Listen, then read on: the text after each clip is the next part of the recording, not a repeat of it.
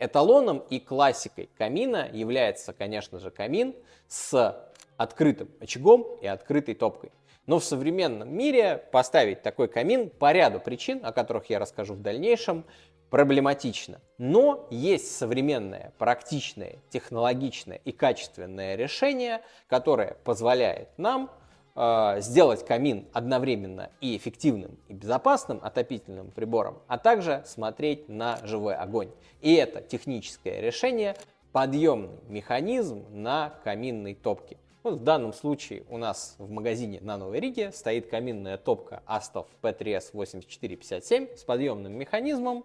И сегодня на ее примере, а также на примере других вариантов каминных топок, мы посмотрим, что такое подъемный механизм, как он работает, потопим камин в открытом состоянии, посмотрим на живой огонь, оценим преимущества работы камина в таком формате и поймем для себя, нужно ли брать камин с подъемным механизмом. Это печь.ру, меня зовут Владимир.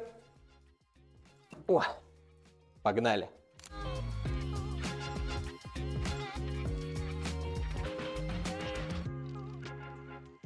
Как видите, в данном случае у нас топка с 3 стеклами, с открытым стеклом, горит в открытом состоянии, никакой дым в помещении у нас не выходит, и, соответственно, мы можем спокойно сидеть перед камином, смотреть на живой огонь, слушать треск горящих дров. Вот он, аутентичный камин вашей мечты, то, что называется. Почему открытый камин на сегодняшний день не самое лучшее решение для монтажа в загородном доме? Здесь есть ряд причин.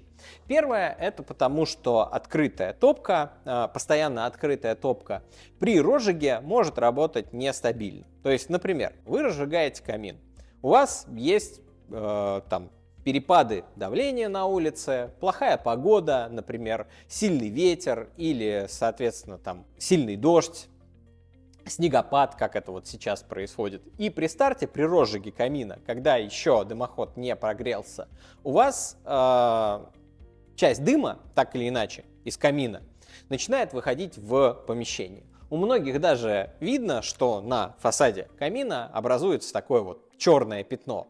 Это вот как раз из-за дыма, который выходит во время розжига. Дым – это канцероген. Дышать им не нужно. Его в помещении быть не должно. Никакого запаха дыма именно быть в помещении тоже не должно. Безопасный камин – это камин, от которого нет никаких посторонних запахов. Ни дыма, ни краски, ничего подобного. Соответственно, когда вы разжигаете камин открытый, так или иначе, какая-то часть дыма у вас будет в любом случае выходить в помещение. С закрытым камином, с камином, который, получается, имеет стекло, все значительно проще. Соответственно, для его розжига вы его зажигаете, соответственно, сделать это нужно правильно, понятное дело, использовать верхний розжиг, вы закрываете дверцу, и у вас все разгорается легко, безопасно, камин выходит в рабочий режим.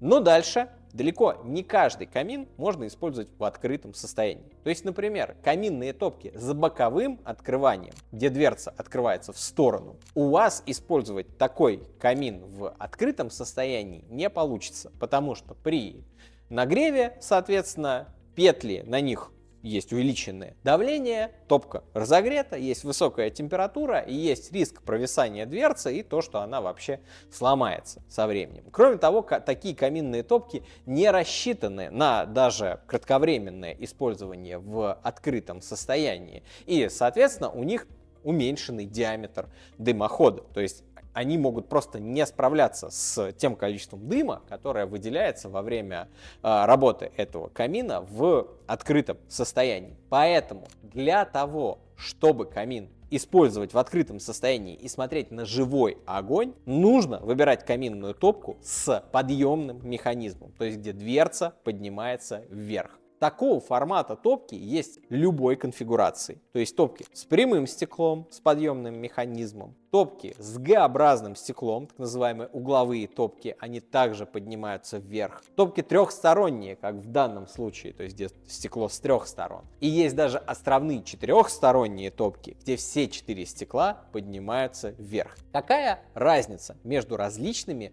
подъемными механизмами? Условно, все подъемные механизмы на каминных топках можно разделить на две группы, два разных варианта. Это подъемные механизмы на цепях и подъемные механизмы на тросах с контргрузами и со специальными подшипниками, на которых поднимается дверца. Цепные подъемные механизмы, как правило, используются на более старых чугунных каминных топках. Это механизмы более тяжелые, то есть при подъеме нужно там определенные усилия приложить. Вот. Кроме того, это механизмы достаточно шумные, то есть при подъеме прямо слышно, как крутятся шестеренки. Это абсолютно нормальная история. Такие механизмы на самом деле достаточно надежны, поскольку просты, вот, но не очень удобны в плане использования. Но опять же, чугунных каминных топок на сегодняшний день все меньше, поэтому вариантов таких тоже немного. Намного более распространенным на сегодняшний день вариантом подъемного механизма является, конечно же, подъемный механизм на специальных тросах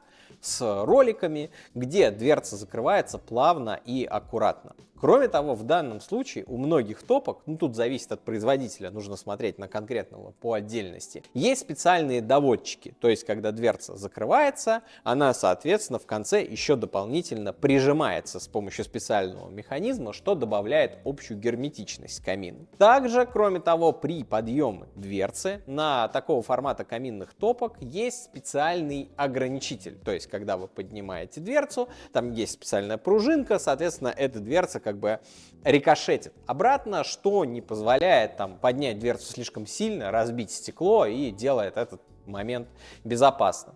Также каминные топки с подъемным механизмом, многие заказчики спрашивают, задают вопросом, а как их чистить? На самом деле на любой каминной топке, вне зависимости от производителя, так или иначе предусмотрен вариант чистки стекол. Если это прямая топка с подъемным механизмом, то, как правило, стекло откидывается на себя, и, соответственно, вы получаете полный доступ к очистке стекла. Если это каминная топка с двумя стеклами, то, как правило, дверца открывается в бок, как стандартная, получается, угловая дверца. Или если это каминная топка с тремя стеклами, то открывается отдельно два боковых стекла. Или, например, может вся дверца выдвигаться вперед. Тут зависит от производителя. Но так или иначе, решение по чистке стекла есть на каждой модели. То есть везде это реально. Кроме того, очень важный момент, который связан с использованием камина с дверцей с подъемным механизмом в открытом состоянии. Во-первых, когда вы топите камин, вы поднимаете стекло тогда, когда он уже прогрелся, когда он уже вышел в рабочий режим, когда, получается, тяга стабилизировалась, когда у вас камин работает нормально. Только тогда вы приподнимаете дверцу сначала немножко, буквально на 5 сантиметров, а далее поднимаете ее на полную.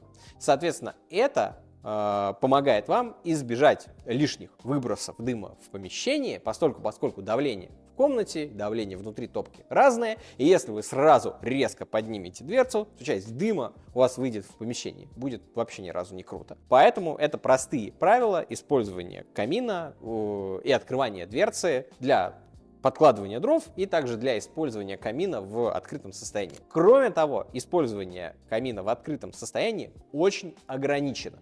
Почему?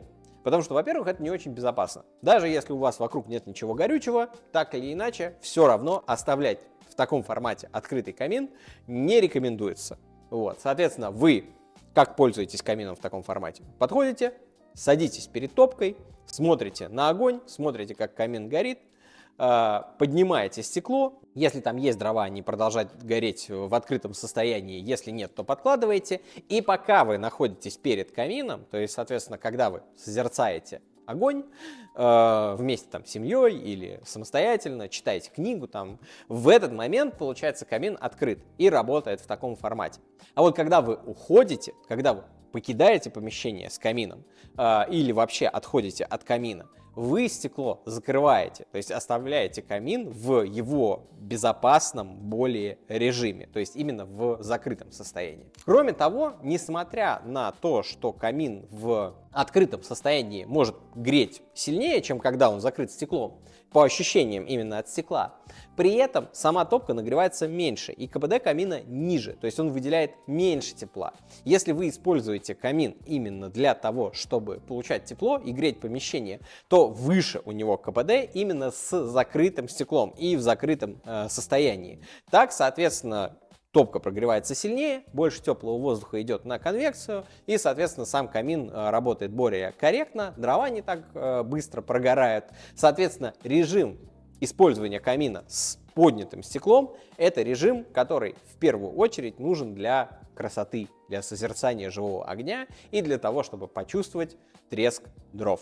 Итак, на сегодняшний день я рассказал вам о том, какие существуют камины с подъемным механизмом и как замечательно они помогают нам сделать современный камин безопасным, красивым и в том числе никак не отличающегося от камина старинного. По опыту я могу сказать, что за все время использования каминных топок, я уже работаю больше 10 лет, сейчас уже точно не скажу сколько, варианты, когда обрывался трос у камина, а это то, что часто печалит и беспокоит заказчиков, можно пересчитать на пальцах разве что не одной, наверное, двух рук. Причем на самых разных топках, не только на бюджетных, но еще и на дорогих премиальных топках. Это всегда во всех случаях было исправимо. То есть никогда не было такого, что дверца у камина заклинила и, соответственно, невозможно было камин использовать никак.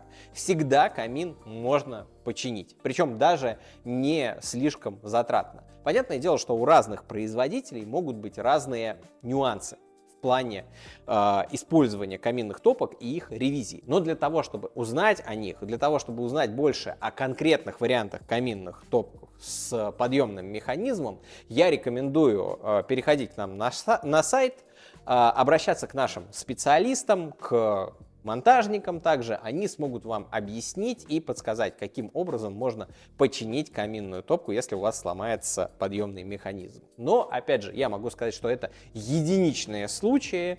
Если взять общий объем рекламаций с дверцами у каминов с боковыми стеклами, точно так же может сломаться запорный механизм. Могут возникнуть проблемы с петлями на протяжении использования, и это точно так же будет требовать какой-то ревизии.